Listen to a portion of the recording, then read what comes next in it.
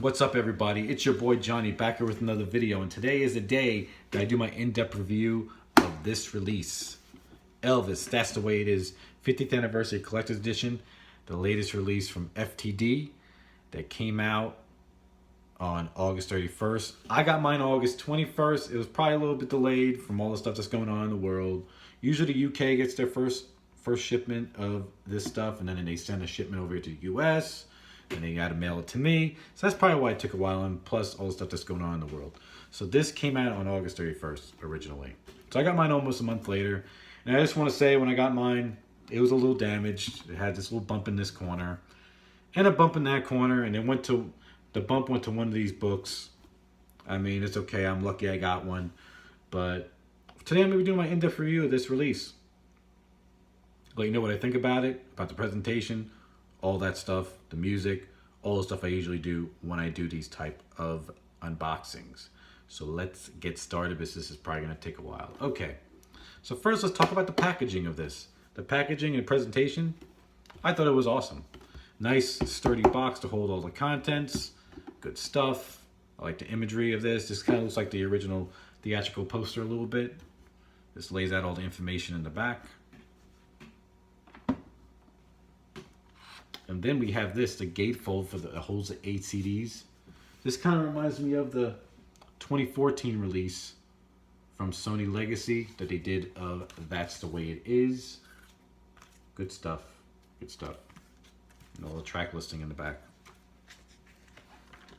All right, the next two parts is these two heavy coffee table books, which together combined are about 600 pages.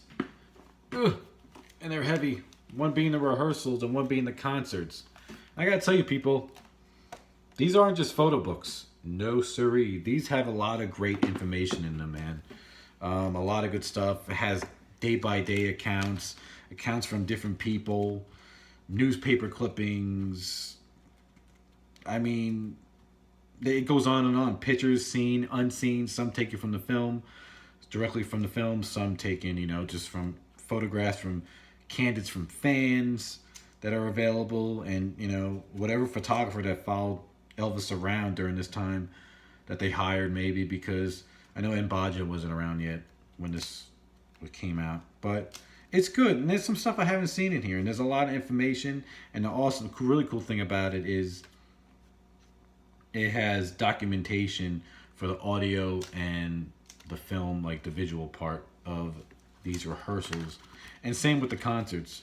So it's really cool. It tells you what's available, what was available on film and what was not on film, or what was available, that was recorded, the audio, and what was not. So it's a lot of information in these books, and it's gonna take I skimmed through them. Of course I didn't read all this. It would have took me a long time, and I would have not gotten this review to you guys quickly. See, I think the bump from the box went to that corner.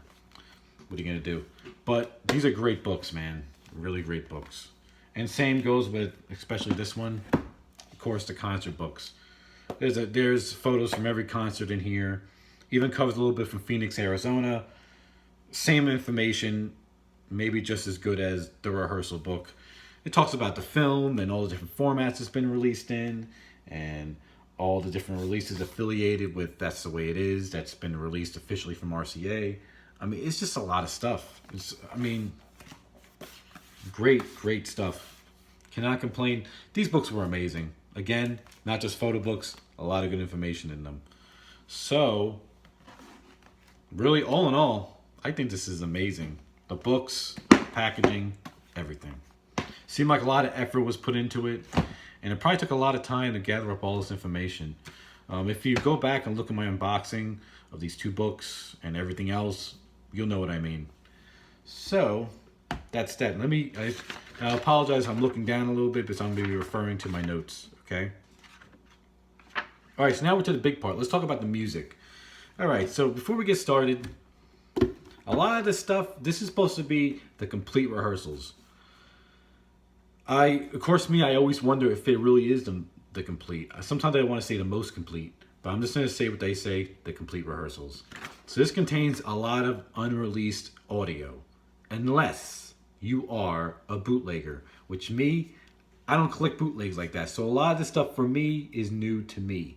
But even if you do own those bootlegs, there's 5 tracks you probably do not own on bootleg, which it wasn't ever released on bootleg. There was 5 different tracks, and those tracks are from CD 1, track 7, I've Lost You, which was the July 14th rehearsal.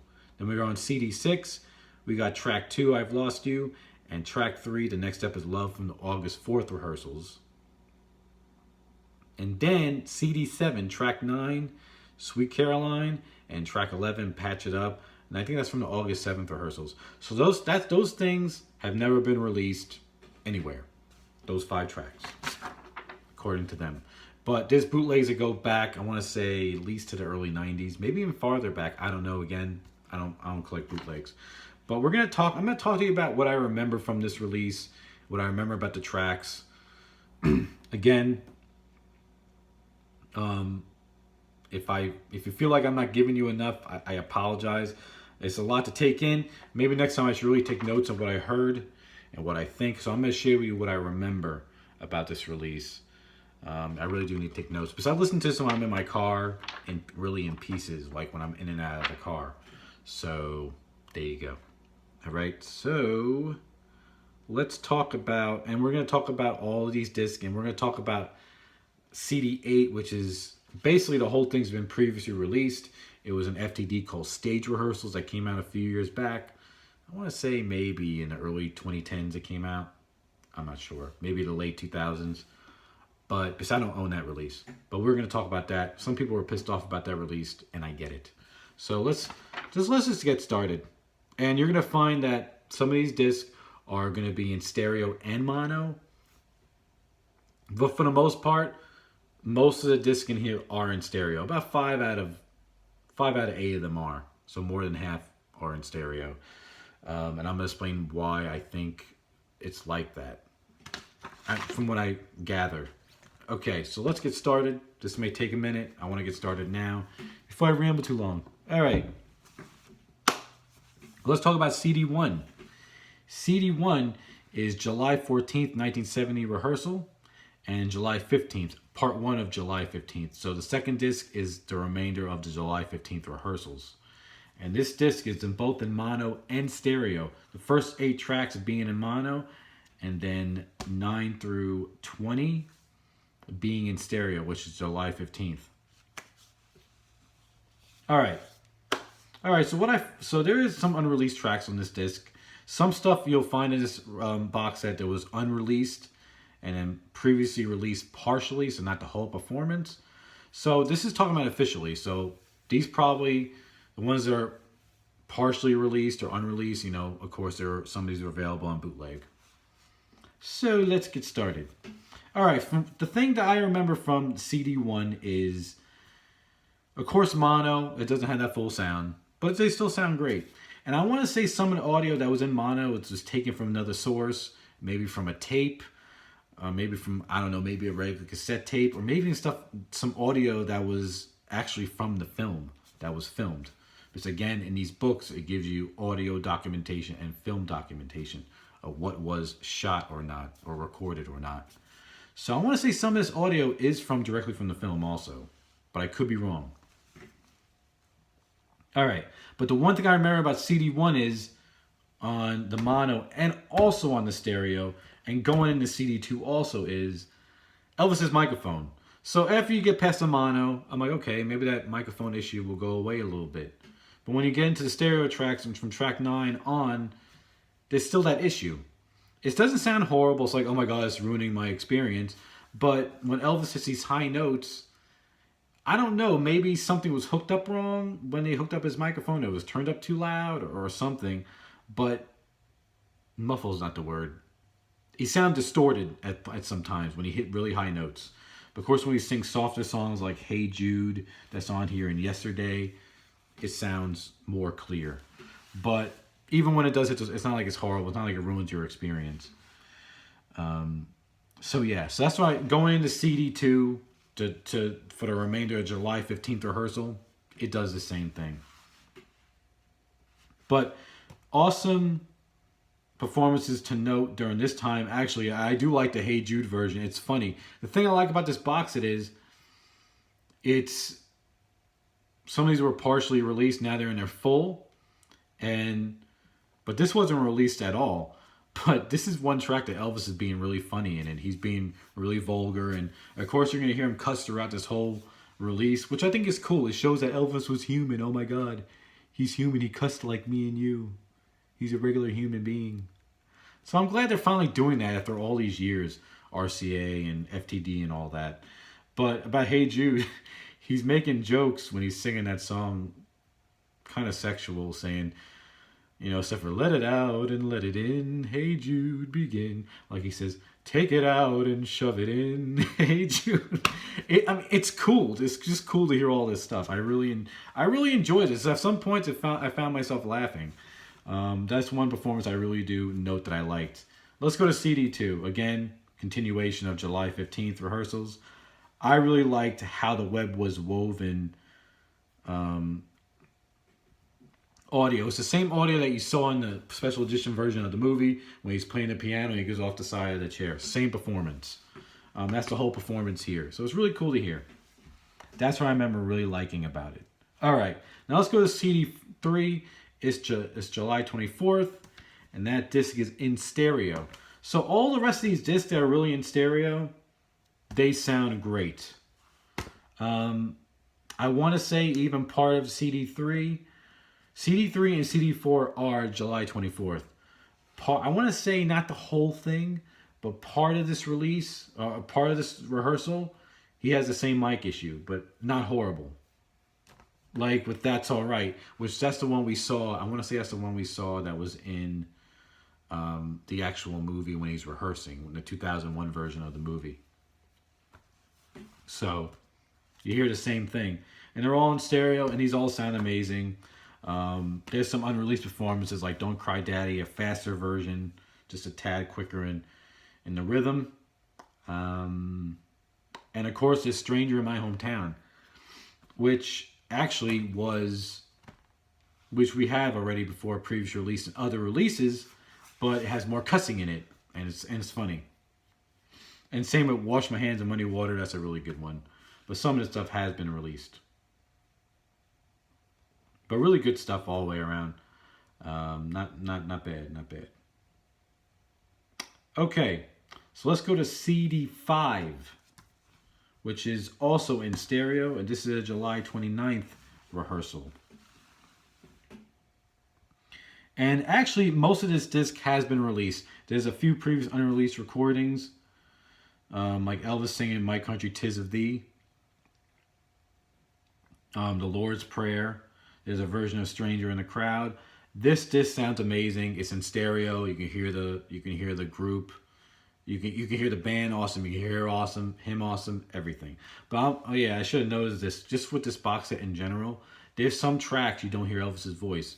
Like I said, it depends. And it also depends if Elvis was singing on a mic or not. So sometimes you just hear like instrumental tracks. I don't know if I said that already, but it's okay kind of because Elvis had a strong band. You can hear his band how good they were. Because Elvis had like the best musicians. They were all originally studio players in studio recording sessions. So CD5 is really good, but the thing I can note about CD5 is it has the complete performance of Little Sister and Get Back, the one we see in the 2001 film again. It's awesome to hear the whole performance. It's pretty cool. All right, so now let's go to CD6. This is of August 4th, 1970, and CD6 is in mono. So, and this is at the point where Elvis is sitting and he's rehearsing with the Sweet Inspirations, the Imperials, with the rhythm group. And most of this stuff has been released, minus a few performances, but no performance to talk about in here is track 13. It's the whole, actually, it was only partially released before, of Bridge Over Troubled Waters when they're rehearsing it. And Elvis, you can hear him getting frustrated a little bit. And right before the track ends, on the very end of the disc, you can hear him like joking with Charlie. He's like, don't worry about icing lead. You don't, basically. They say it was a joke, but it sounded kind of tense because, I guess Charlie wouldn't shut up sometimes. But that's really cool to hear in its entirety. So, pretty awesome. All right, now we're at CD7, August 7th, 1970. So at this time, now we're on the now we're in Las Vegas at the International Hotel on stage. And I want to say, is this? Yeah, okay, yeah. This does have the orchestra also with him. So this is a good one. This is when he's wearing that red ruffled shirt that he was wearing. And actually, there's a lot of unreleased performances on this one. Not as much as we thought. So it opens with "You Lost That Love and Feeling." It has a whole performance of "Mary in the Morning." And actually songs like "Oh Happy Day," which has been released many times on many releases. This is actually the best version. It sounds the best. It sounds awesome. Of "Oh Happy Day." And same with, what was the other one he did? Maybe it's on the other disc. Never mind, scratch that. But it's good to hear "A Happy Day." And this is the best version that sounds remastered. It sounds a lot more clear than past releases, if you guys know what I'm talking about.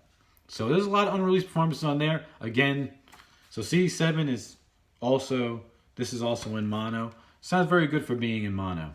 All right, now we're on CD8, and this is in stereo. And of course, this sounds good. But there's a lot of stuff that people are complaining about, which they calmed down about it, I guess, since they got this release, because this release is awesome. But CD8 was originally the FTD release stage rehearsals. So this has been released before this whole disc. But maybe other people in the comments can help me understand, if they make it this far in this review, what it means. What this part I'm about to explain means. So, like again, this was the FTD release stage rehearsals. Minus the bonus tracks that were from 1972 to 73 that was on this release. Those were taking off. So this is the complete rehearsal. But let's talk about Polk Signing. Apparently it's edited and spliced together. So any audio that was in between is not in there for some reason. A lot of people are pissed off about that. And it says it has fake intros, which I don't know what that means. Is that like another band recorded intros for this release? I don't know. Because I think when they recorded this release, RCA, they didn't record really the whole performance. They didn't really do the intros like that. So, I think that's what they mean. I don't know. Maybe someone can explain it to me. But it does sound great, this release. This is all in stereo. It's remastered. But a lot of people are making a stink about the Polk Signing track that's spliced and edited together, which I can totally understand. Why couldn't we just get that complete audio? Or maybe it was damaged. I don't know. Who really knows? But that's that for CD8. All right. So that was a lot of stuff to talk about. And hopefully I didn't bore you. I am so sorry. I apologize. But you know what? Now I'm at my verdict about this release. Do I think this release was worth getting? Well, before I answer that, I want to say this release was $325. And I get why people do not want to get it. Because it's expensive. This is the most expensive FTD up to date. After taxes and shipping, I paid like $365 for this. When I initially bought it, I'm like, oh my God. I'm like, I hope this is worth it. This is a lot of money. It's just rehearsals. It's probably books of just photos we've seen all a million times.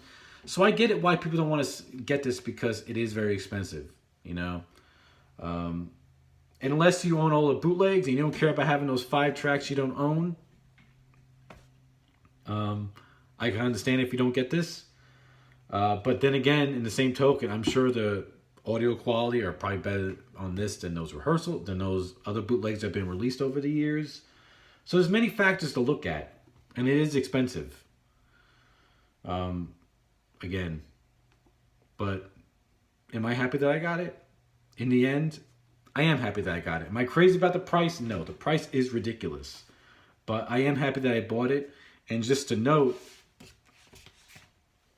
we almost have basically the most complete experience, if that's the way it is. It goes very well with the 2014 box set from Sony Legacy, if that's the way it is, containing all 6 shows that were recorded during Disengagement from RCA, and it has a disc of rehearsal, which is on this now, so it doesn't really matter. And of course, the original album's on here, but it goes with this release very well, very well. So that's another reason why I had to get it, because I'm a completist. I'm kind of OCD with that stuff, so I was probably gonna get it anyways. But I gotta say, in the end, I am happy that I bought this because it has a lot of great information in the books. Again, audio is awesome, funny stuff, good stuff in here. Honestly, more than what I expected is from the rehearsals, but I'm like, these are just rehearsals. But they were great rehearsals. Good to hear him loose, and he actually sounds human. He's cussing. He's making a lot of funny jokes. It's just hilarious. It really is good. So me, I am happy that I got it. Was I happy with the price? No, I wasn't. So, and if you want to get this release, I don't know if it's still in print, to be honest with you.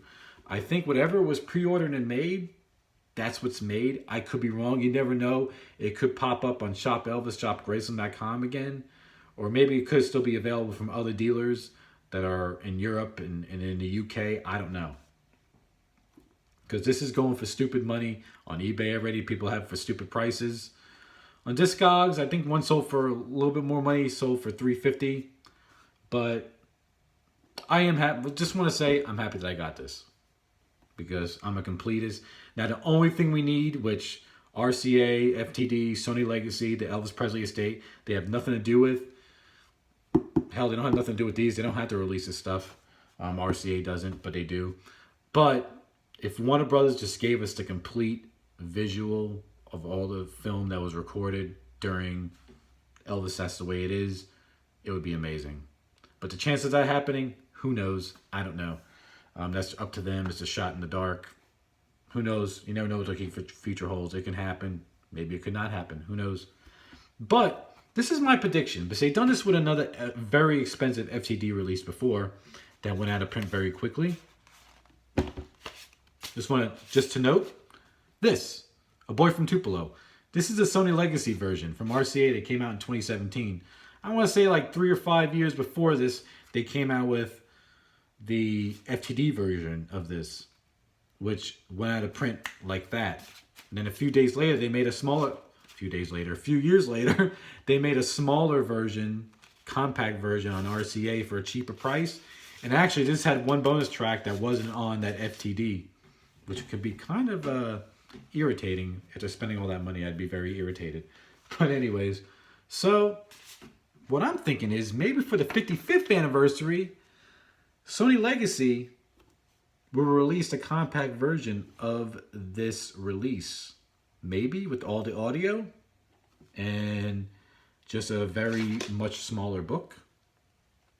Maybe in a box like this one. Maybe. Who knows? You never know. I can for some reason see them doing that. Hopefully there's not no bonus tracks, because I'll be very pissed because I bought this. But yeah. But you know what? That's the only prediction I have about that. But me, I'm happy about this. What about you guys? Did you guys get this?